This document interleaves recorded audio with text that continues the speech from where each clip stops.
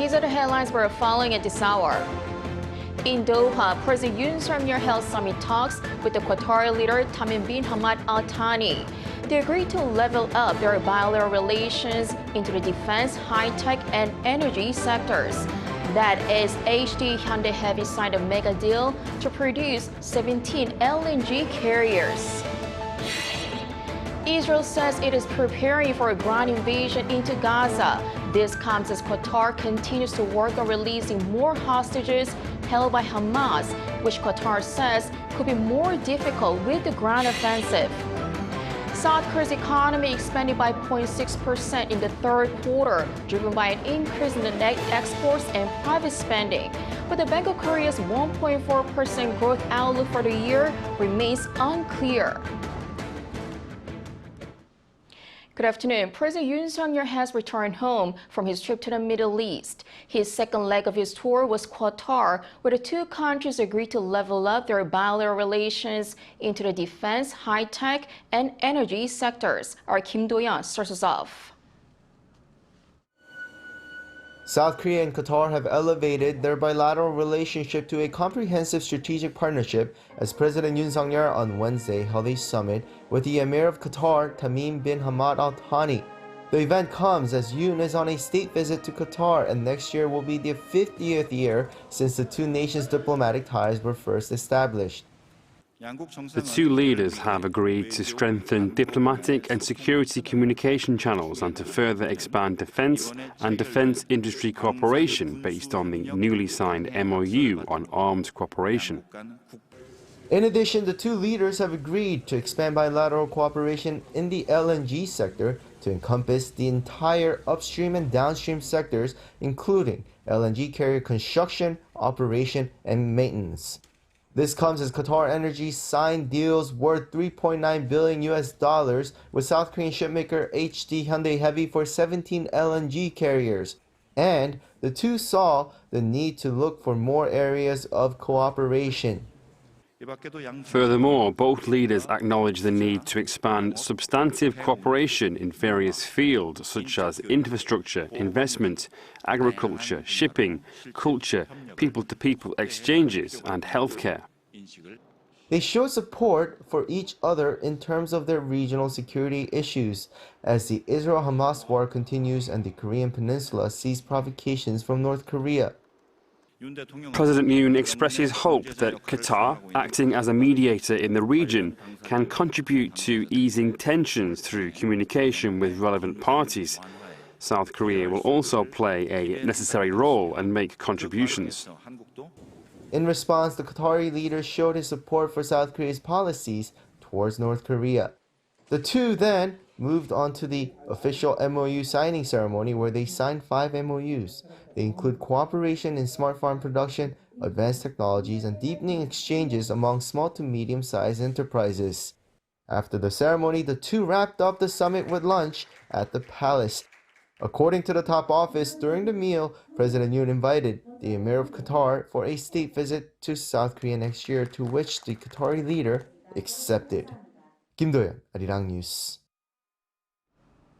President Yoon also attended a business forum in Doha that resulted in multiple MOUs between the two countries. With this, President Yoon has secured some $80 billion investment from the Middle East since taking office. Our Moon Han-yeon has the details. As part of the final leg of his trip to Qatar, President Yoon Suk Yeol ramped up efforts to further economic ties through a business forum resulting in 10 signed MOUs across numerous sectors.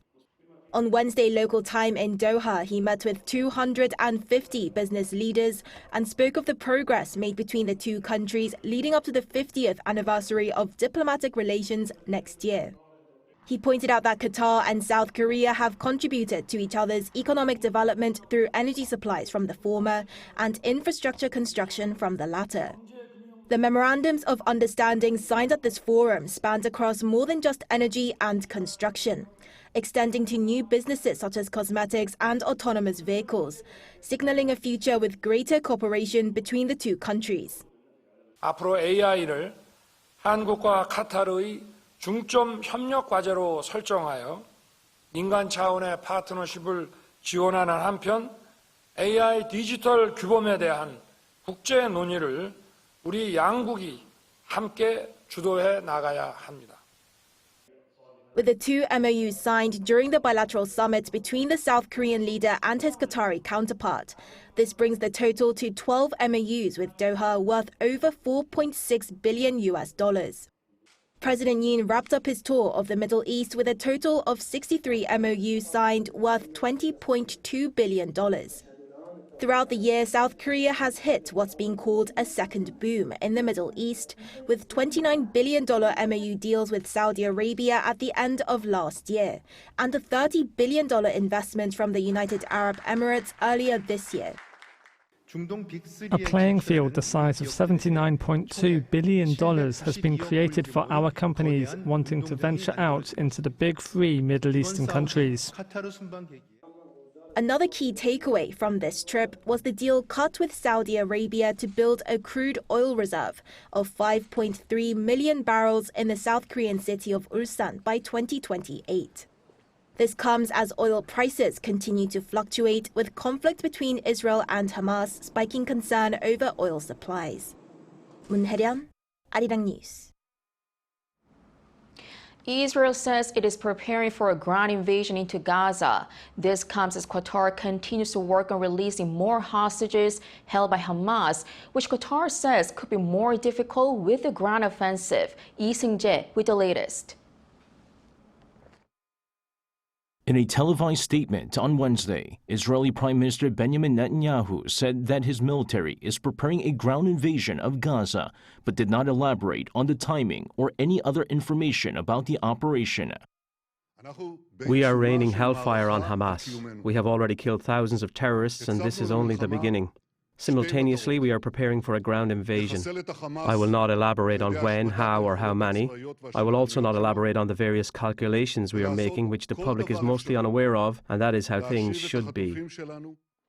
Meanwhile, U.S. President Joe Biden said he did not demand that Israel hold off on a ground invasion into Gaza until Hamas releases hostages.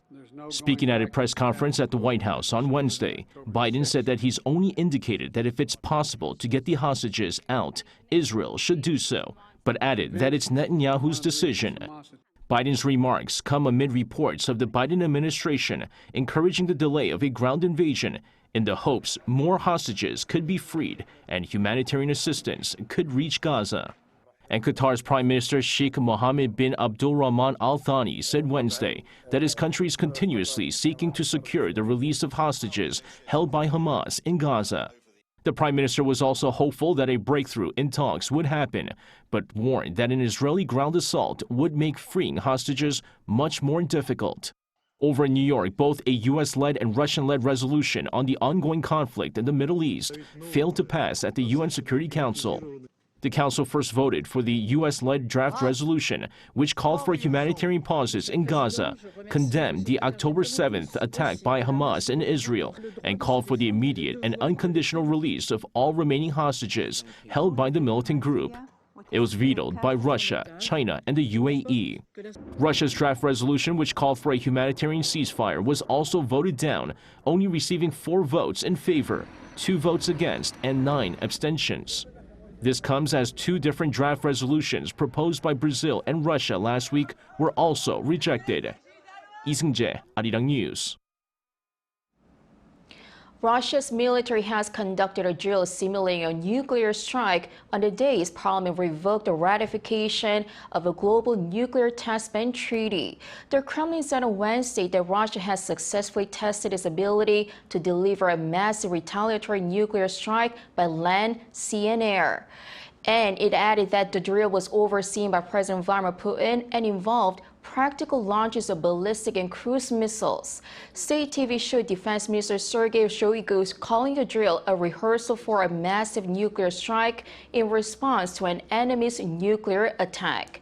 The training comes as Russia's upper house voted on Wednesday to de-ratify the Comprehensive Nuclear Test Ban Treaty.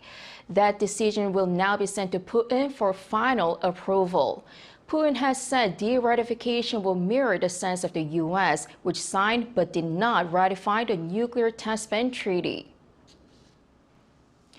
At least 16 people are reported to have died in a shooting spree in the U.S. state of Maine. CNN reported that a further 50 to 60 people have injured due to shootings on Wednesday night at several locations across the city of Lewiston. Police have warned people to stay indoors through a post on Facebook, and other law enforcement officials are taking to social media to urge residents to take shelter. The suspect behind the shootings remains at large, and a photo of the suspect's car has been released by authorities in the search.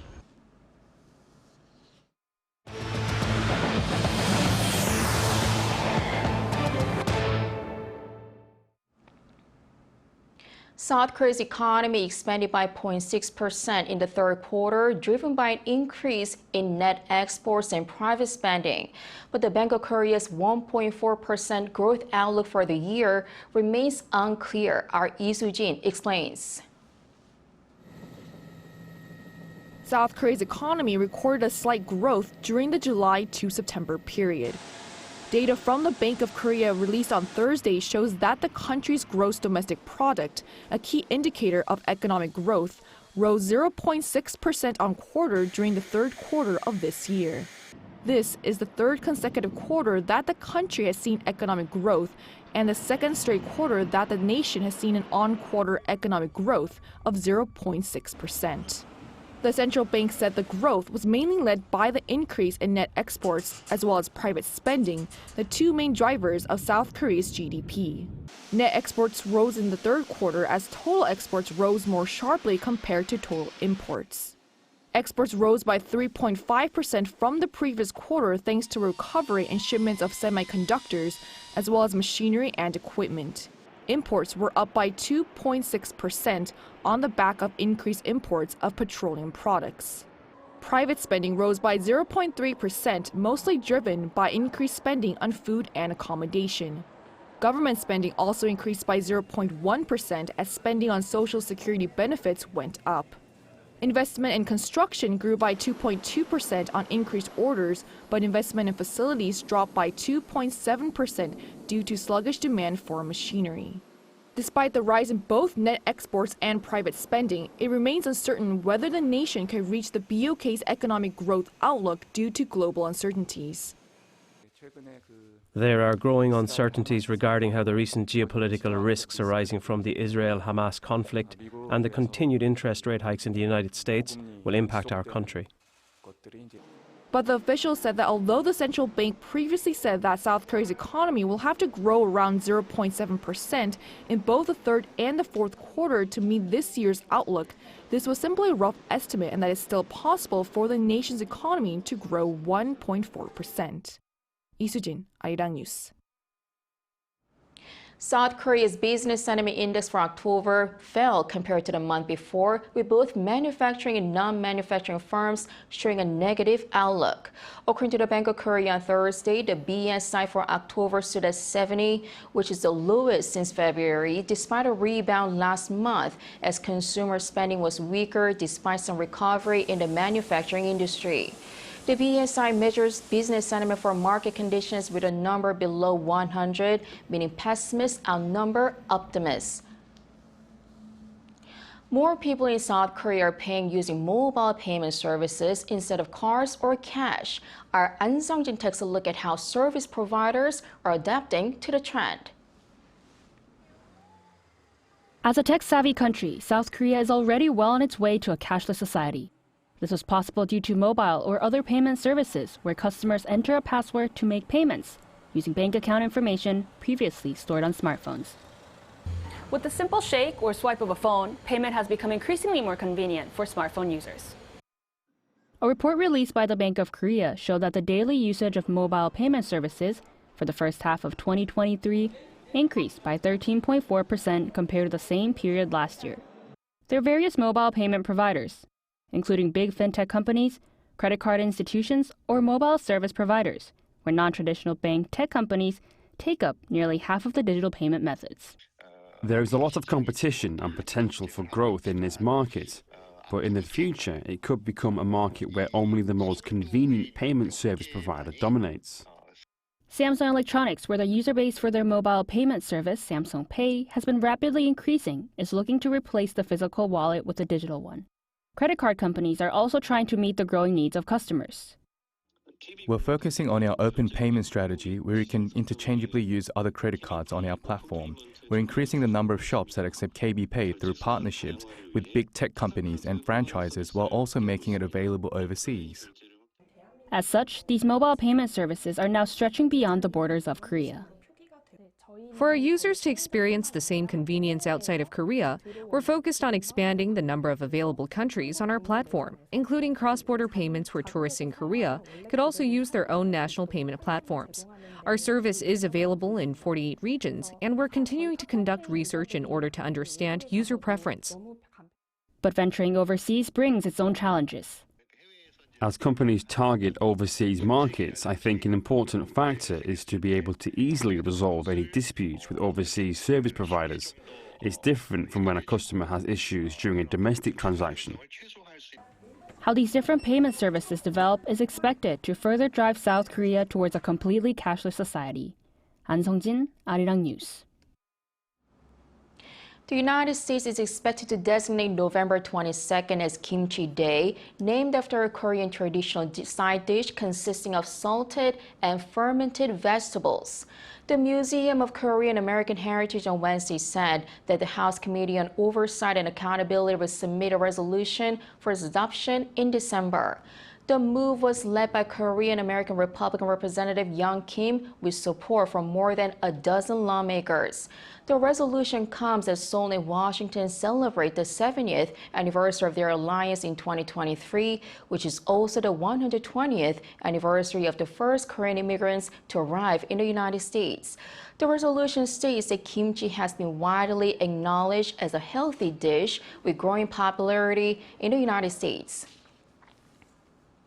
K-pop's global success continues, with the top 100 K-pop artists reaching a combined 90.4 billion total on-demand streams so far this year.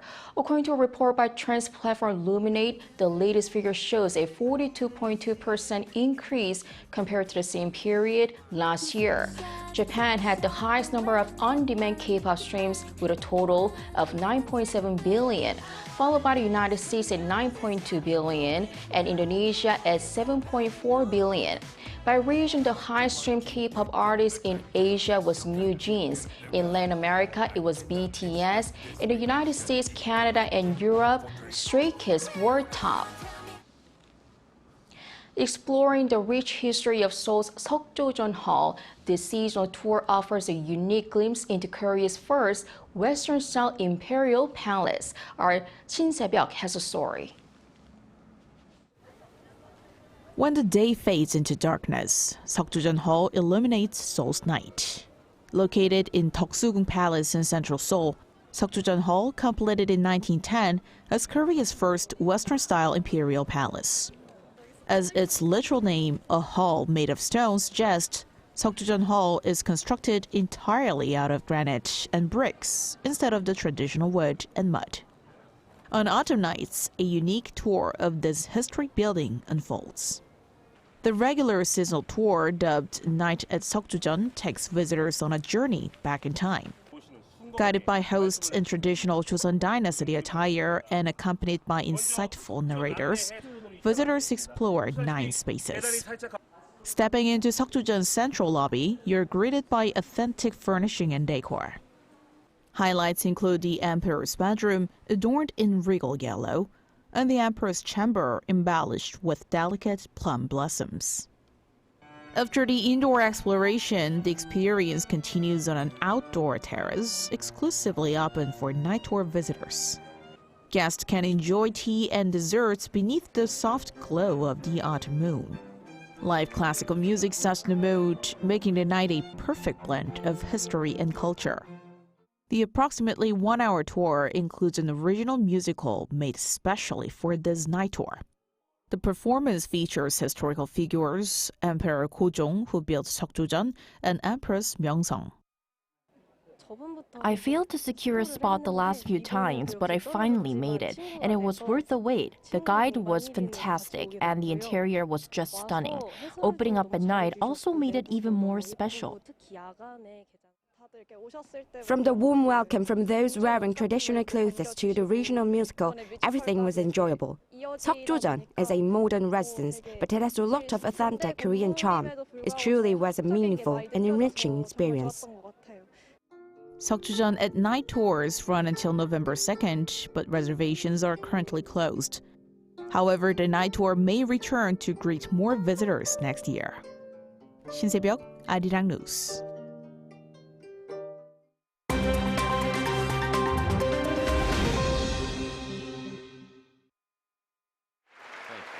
Let's take a look at what's going on in the world now. In the US, after 3 failed attempts, Republican Mike Johnson was elected the 56th Speaker of the House of Representatives on Wednesday, bringing an end to prolonged Republican chaos on Capitol Hill. Johnson was the 4th Republican to receive the party's nomination after Tom Emmer dropped out earlier the same day. The conservative Louisiana lawmaker won 220 votes in the lower chamber of Congress. Johnson is also a close ally of former President Donald Trump.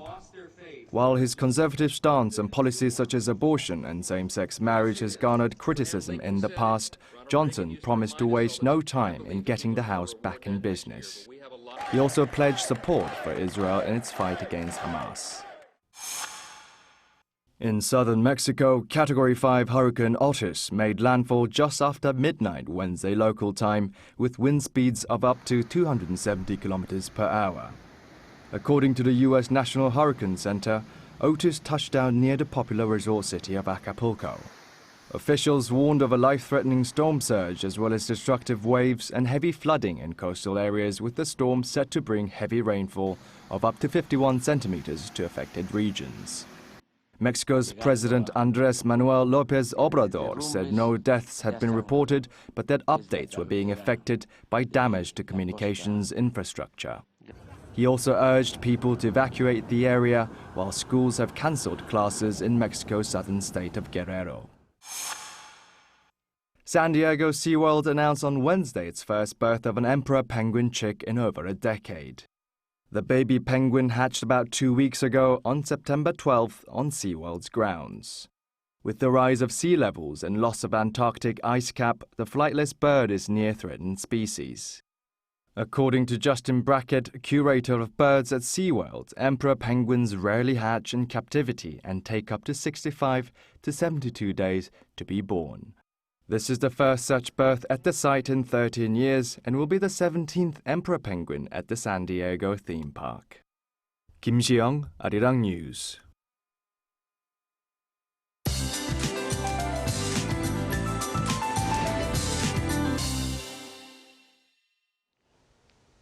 Good afternoon. Inland areas were shrouded in a thick fog that made it look like a layer of dust covering the scenery, but dust levels are in a normal range in most places. Meanwhile, central areas are set to receive rain this afternoon, so please have an umbrella handy. Meanwhile, Gyeongsangdo provinces and their neighboring regions will have a rain-free day, basking under sunny skies.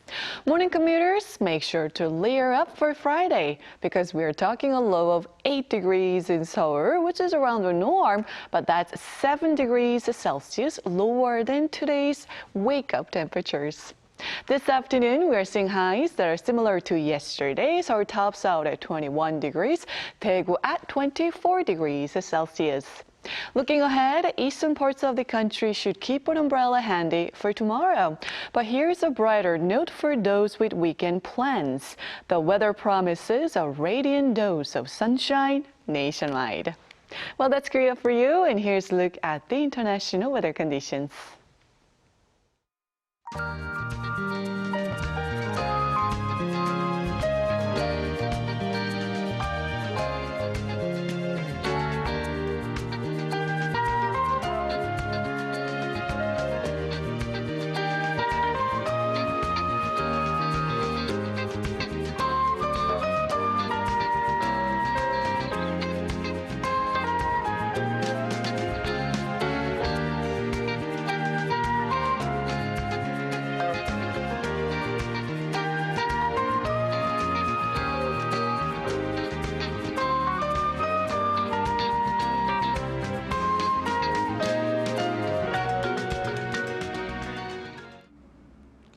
President Yoon's trip to the Middle East was all about being a salesman for Korean companies, as the president calls himself.